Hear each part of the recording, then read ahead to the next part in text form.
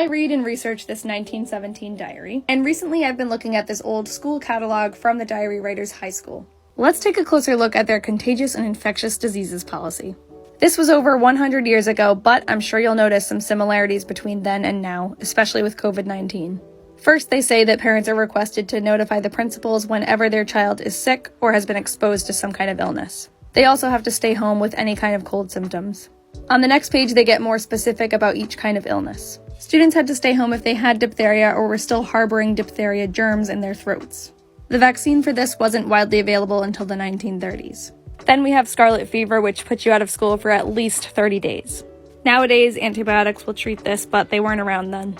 Next, we have measles, which is a virus. For that one, students have to be out for at least 5 days and come back with a doctor's note. That vaccine wasn't invented until the 60s.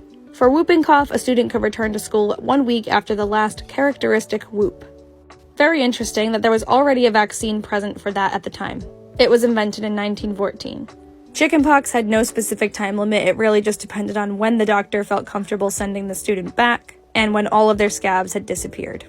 The vaccine for chickenpox became widely available in the US in 1995. Lastly, we have mumps. Students could return when all swelling had disappeared.